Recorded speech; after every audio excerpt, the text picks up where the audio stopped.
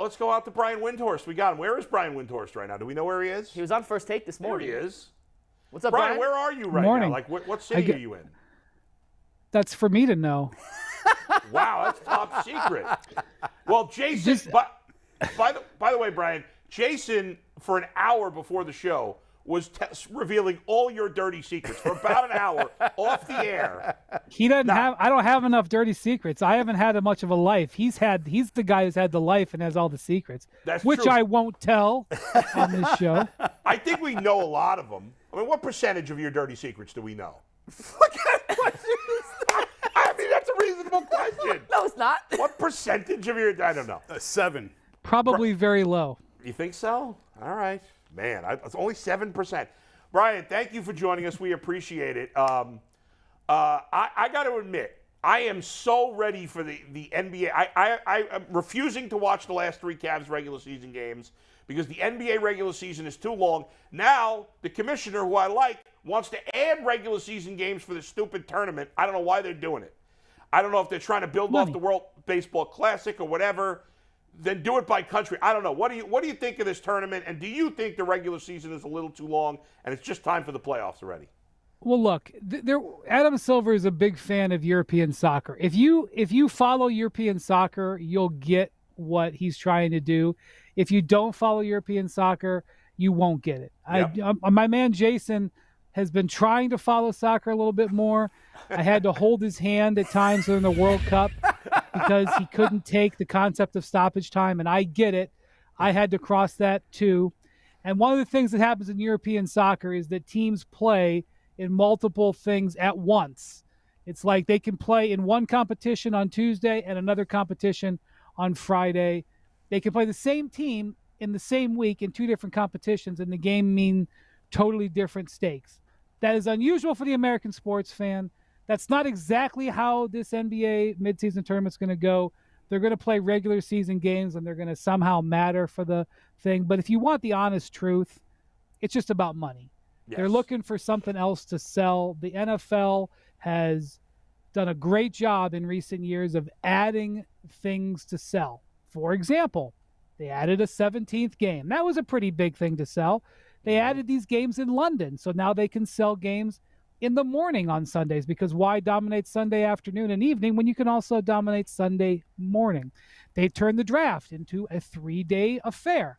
Why have it be 2 days when you can have it be 3? That's what I always say. Yeah. So the NFL has been hitting it out of the park here. Yeah. So the NBA wants to sell something. Specifically, they want to sell something to Amazon or Apple, and this is a nice little package that they can sell to them. And that's what this is about. And they're going to give the players, I think, $500,000 a player if they win it, which is they're trying to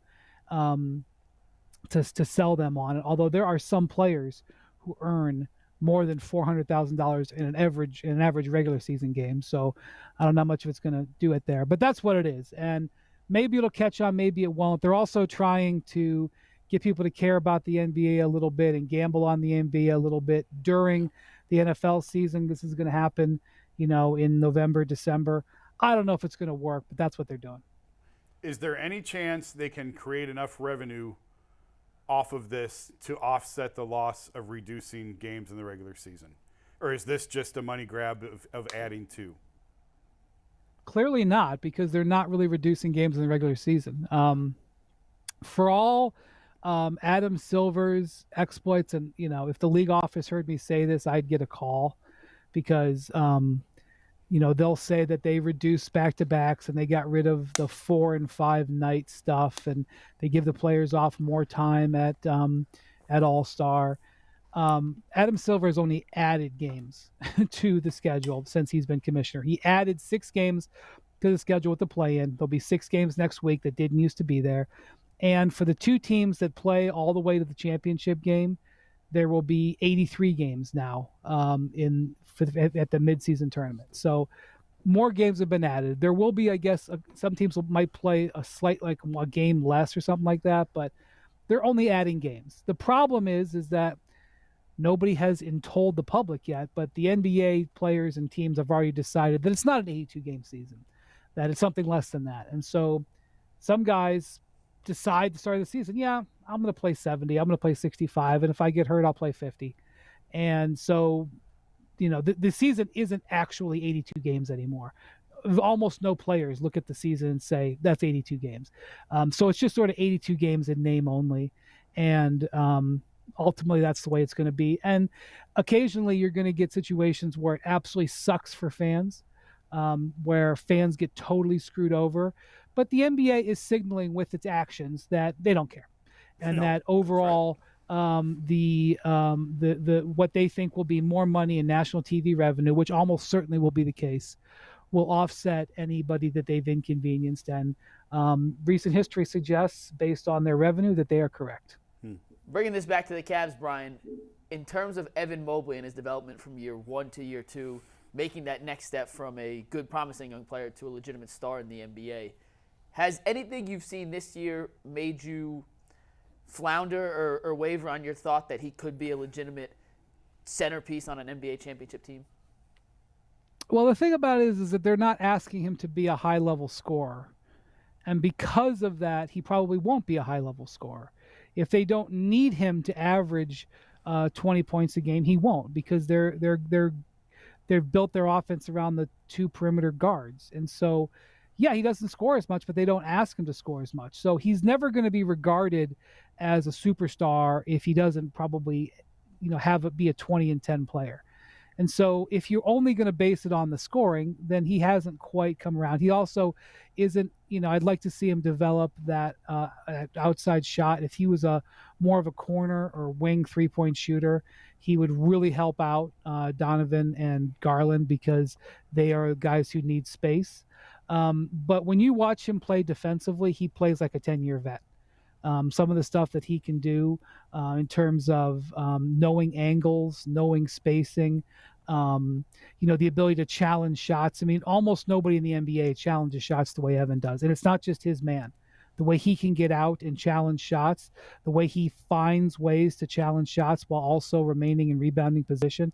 And then, of course, you have his ability to switch. It's a real basic concept. I kind of even roll my eyes when people talk about pick and roll defense, because I feel like it's X and O stuff that the average fan doesn't really care about. But when you can send your big man out and he can switch onto a guard, which means that you can defend the 3-pointer, and he also is quick enough to stay with him and recover, you can't find those guys.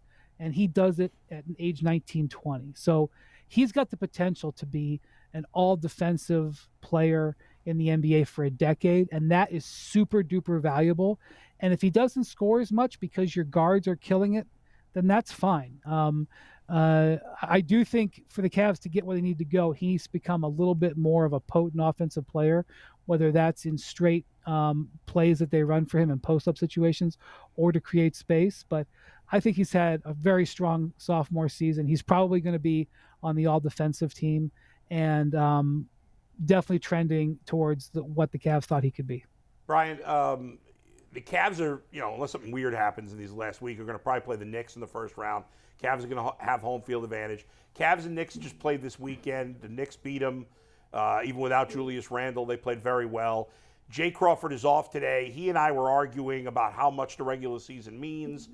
He basically changed his opinion on the Cavs-Knicks series because the Knicks beat him. I feel like the regular season is meaningless when it comes to predicting in the playoffs. What do you say to that? Yeah, generally there's 100 different things, examples of the regular season not mattering as much. I mean, the Cavs better hope so. The Knicks went 3-1 against them. Yeah. The thing about a playoff series, the Cavs have more top end talent, and that always matters, or almost always matters. And Donovan and Garland and Mobley and Allen are probably all going to be playing 37 to 43 minutes in these situations. And it's a good thing because the Knicks bench kills the Cavs bench, kills them. In the last 2 games, the game on Friday and the game in December, the Knicks bench is like a combined plus 40 on the Cavs bench in those games in terms of scoring, in terms of the score. Emmanuel Quickly, probably going to be top 2 for the 6th man of the year. He's killed the Cavs this year. So the Cavs are going to need to Karis LeVert to produce off the bench, and they're also going to need their starters to play really good minutes. When you look at the Knicks, they have some of the similar challenges that the Cavs have. Their lead scorer is a small guard, and so he needs space to operate. And sometimes the Knicks can get it to him, and sometimes the Knicks can't. Sometimes the Cavs can get Donovan space. Sometimes he's got to be Superman. So I am expecting a long series with some incredible individual performances, and where you see both teams' strengths and weaknesses absolutely on display. The Cavs bench is going to be a topic of conversation in this series, without question. And Donovan Mitchell is going to be a topic of conversation in this series. I mean, one thing that's been going on, JB has basically had the luxury of being able to prepare his team for the playoffs for the last 3 weeks because they've been generally healthy and they've been generally in good spots in terms of their standings. He's been playing his guys more and more minutes. It's one of the reasons why Donovan keeps scoring 40 points. It's because he's getting playoff level minutes. And he looks to me, I don't know for sure, but he looks to me like he's past those nagging injuries that he had around midseason, playing at a very high level. Evan Mobley's playing at a very high level defensively. They're going to be in position to win this series, but it is going to be rugged. This playoff situation kind of reminds me of 2005, the first LeBron playoff. Or was it 2006, the first LeBron playoffs. They played Washington in the first round. Very intense 6-game series. Gilbert Arenas and LeBron kind of throwing haymakers at each other. LeBron had a last-second basket, I believe, in Game 5. Damon Jones, you may remember, hit the game winner in Game 6. But games that came right down to the end, and the Cavs just had more top-end talent and won. And then they go play the number one team in the East at that time, the Detroit Pistons, and they have a very competitive 7-game series where the Cavs' warts were all on display and their strengths were all on display. That's what I think could be headed for the Cavs. A rugged first-round, intense, high-stress first-round series that they win. Then they play the Bucks in the second round and probably get sent home, but hopefully score a couple of points and get some momentum going forward. That's the kind of postseason that I think would be ideal for the Cavs.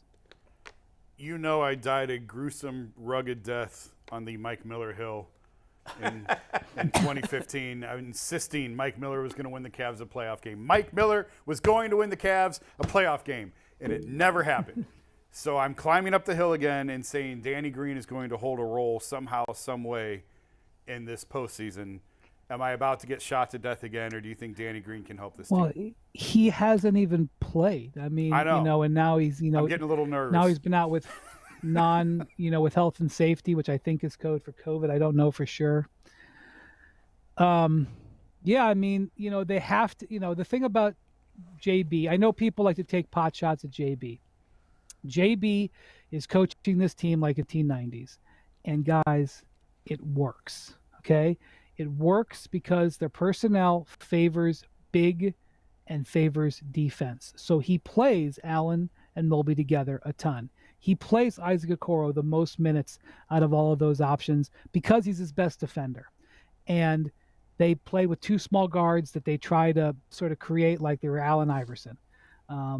And that was how you played in the 90s when his dad was, a coach in cutting his teeth in the NBA. And that's the way the Cavs are probably going to play in the postseason. But it's also because he doesn't have a lot of options. Dean Wade hasn't been good since he hurt his collarbone. Danny Green hasn't been an option. Ricky Rubio has not been good enough. He doesn't trust Cedi Osman enough to play him because he thinks he screws up on defense more than he helps on offense. So he has elected to go to this sort of defense first, second, and third set. And as a result, you have the number 1 defense in the league, and you've got probably a 50-win season here. But they are going to potentially pay the price for that when they need baskets under pressure. I think that's going to be their downfall. And so if you did have Danny Green, if you had some sort of, slider to that, defensive wall, it would really, really help. And, it could just as well be Cedi Osman who does it. He has a game where, you go back and look at the games this year where Cedi's been hot. It makes a massive difference. They look like a completely different team when Cedi gets 4 or 5 threes in there. it would be amazing if they had somebody who could play that way. And the reason that Danny Green's so tantalizing is because in theory, he can defend and hit threes. He's exactly the type of player that the Cavs need, but he's also just a year off an ACL, has barely played for this team. So like Jason has been around long enough that he can envision a situation in the second half of a game where nothing's working and JB looks down and goes, all right, Danny, get in there. And Danny comes out there and his rings rub against each other as he comes out on the court. And he hits 3 threes in the first 6 minutes of a fourth quarter and gets a couple of stops, and the game goes from 9 down to 2 up, and then Donovan Mitchell carries him home. Like, yeah, I can see that happening, but I mean, it's hard to say that it will when the guy has barely been on the floor. And when it does happen, I'm going streaking through the quad. There you go. And Jason's thighs will be rubbing together. Instead of the rings, thighs, Brian, I got a question. You're a horrible human. Yeah, that's terrible visual. I apologize. But a good visual, one that we couldn't have you on and not ask about this. I want to bring you back to last summer. And you're on First Take, and you become a viral meme for a double point. And I know you don't talk about when you talk about the Utah Jazz. I think it was after the Gobert trade, prior to the Mitchell trade. My journalism professors are going to hate this. Prior to the Gobert trade. Prior to the Gobert trade. My journalism professors are going to hate this question because it's a two-part question, but they go right next to each other. A, can you walk us through that moment? And as Stephen A. Smith always says, when you're cooking, you know you're cooking. So did you know you were cooking in that second? And B, when you pointed up, did you know that was going to be a meme? Was that intentional attempt to go viral in the meme sense? Of course not. First off, it was Friday of July 4th weekend. I think July 4th was on either a Saturday or Sunday last year. So good. The entire ESPN operation was off on that day, okay? I know the basketball is a big deal at ESPN, but you know that it's not that big of a deal because during the free agency week, like, everybody's gone. Stephen A. was gone. Mike Greenberg was gone. Yeah. Molly Kieran was gone. Chris Russo was gone. Like, we were down to the third string on First Take, which is why I was there and kind of had that rhythm. And that's also why they let me cook on a Utah Jazz topic in the A block of First Take. Good luck going to Get Up, which, is looking for Football 365 and me pitching First Take in the area of Utah Jazz in the A block. That's number one. Number two, I knew that the Jazz were this close to trading Gobert. And Adrian Wojnarowski and I had gone down the path the night before, and we just couldn't get it confirmed. They obviously didn't have the deal finalized. And no kidding, it was one of the biggest trades in terms of asset changing hands in the history of the NBA. So it was a complicated deal. But I had a very good idea that Gobert was going to get traded, and I already knew there's a pretty good chance Donovan Mitchell was going to get traded, and I could see that the team was probably going to do a massive overhaul. Their coach had basically walked out on them because he didn't want to go part of it. And on national television, people just don't talk about the Utah Jazz, but part of my job is to know what's going on with all the teams, and I could see what was going on. And there had been this trade the day before, and that Royce O'Neal trade, which was basically a signal of what was happening, happened like 6 minutes before Kevin Durant's trade demand became public. Like, literally, the news came out within 10 minutes of each other. So nobody knew it. And so there was just this storyline sitting there involved potential 2 stars getting traded that was not being discussed. So all of those things had to come together. The other thing was I had done my podcast the night before where I had basically done this same routine. And I liked the way it sounded, and so that kind of led me to a sort of a dry run on it. So the other thing is I've said this before, and it's people think it's a joke, but it's serious. The chairs that we use we don't have good chairs like you guys have. The chairs that we have on these studio shows are all high chairs, and the backs are no good. It's like designed to make you sit up with your shoulders back and chin up and everything like that. And they're all high chairs. Well, at First Take, they have the best chairs because Stephen A. gets the best of everything. So the chairs at First Take are really good, and they are strong enough that you can sit back.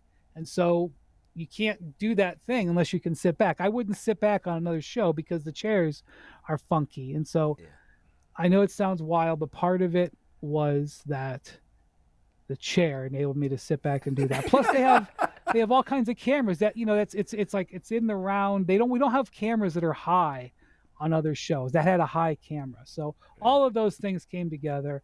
And if it hadn't been a holiday weekend, I don't think it would have mattered because something else would have happened. But it happened on a Friday, and everybody was messing around, and it was a happy time in America, and I just got lucky, and I got no bonus out of it, no extra money whatsoever. Brian, last thing, this is the most important question. I know you got your expense accounts or whatever, but if it came down to it, you're having dinner, you, Jason, Joe Varden, Dave McMenamin, throw Rachel Nichols in there, whatever you want to do. Who would be, and you got to pay for things yourself, there's no network backing you up. Who's most likely to pick up the check? Who's least likely to pick up the check in that group? Varden is definitely least likely. Definitely. Wow. Joe is always trying to get other people to pay for his wine. That is something that has been going on for a long time. Joe works very, very hard. I mean, I don't know if I should just, what's the difference? Like, the thing is, like, when Jason was at the Akron Beacon Journal, like, he was such a king there that they just didn't care about his expense account. Whereas, like, they didn't trust Varden at all at the Cleveland Plain Dealer. And so, like, and the thing is, Joe likes wine. Yeah. And, like, how many bottles of wine the Akron Beacon Journal bought Joe Varden, I have no idea, but it is in the triple digits. Countless. Oh my God! It is in the triple digits. Wow. And that's just the reality of it. Probably in that situation, Rachel would have the most money. I will say this, like, our group, we had an incredibly amazing 4-year run when LeBron was in Cleveland covering the Cavs. And we had great memories. And I can remember the night before Game 7 in Boston, before the Jeff Green game. Well, you'll remember the Jeff Green game, Uncle Jeff. I mean, LeBron was like absolutely drop dead amazing in that entire playoff run. And LeBron was great in that game too. But the reason they kind of got over the top in that game was Jeff Green. And we knew there was a pretty strong chance that it was going to be that LeBron was going to leave. We felt pretty strongly about it. We couldn't say it because you never knew for sure. And we thought there was a chance the Cavs were going to lose to the Celtics. I mean, it was a road Game 7, right? It was hardly a strong, of the 4 Cavs teams, it was the weakest team. So we had a dinner where we basically toasted the last 4 years the night before that game in Boston. And I promise you that Joe did not pay for that wine. Was Brian in the picture that you showed us of Varden on the roller coaster? Was he part of that contingent? No. Okay. No, I wasn't there. Do you know the picture we're referring to? Of course, it's famous. It's famous in Cleveland media circles. It hung in the Cavs practice facility for a number of years. Oh, yeah. Yeah. Yeah, they blew it up to, like, life size and hung it in the practice facility by the media. Awesome. Thanks, Brian. We appreciate it. Where it is now is where that photo that the Cavs hung up in their practice facility is now is a mystery that will forever remain unsolved. It's collecting dust somewhere now. It's hidden away. I think it's been burned. You're probably right, buddy. Thanks, man. Brian, thank you so much. Have a good day. Gosh, that was funny. I could have done an hour. Do you agree with him? Before we do that, tell me about some Corlick Racing. Don't forget the 12 p.m. lunch hours brought to you by Corlick Racing, Cleveland's premier racing team. There is so much that we didn't even get to. Yeah, so much. we had 25. I wanted to ask him about LeBron and the Lakers. I wanted to ask him about Ime Udoka and where he's. Well, if he ever wants to come back, you got the connection. Hopefully, he had fun. So. By the way, do you agree with him on the Varden thing?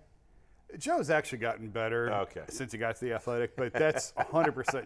So what's funny is Chris Haynes sort of put – Chris Haynes' expenses when he was at the Plain Dealer forced the policy that there is a strict limit of I think it was $40 a day they were allowed to spend. I got you. And when this is pre-Athletic, when I was at the Beacon – $40 a day for food? Yes. That's not a lot. That is not a lot. On the road? On the road. Yeah. $40 a day. That's a bagel in New York City. It's like you make maybe food it was yourself. 60, but I think it was 40. I think it was 40.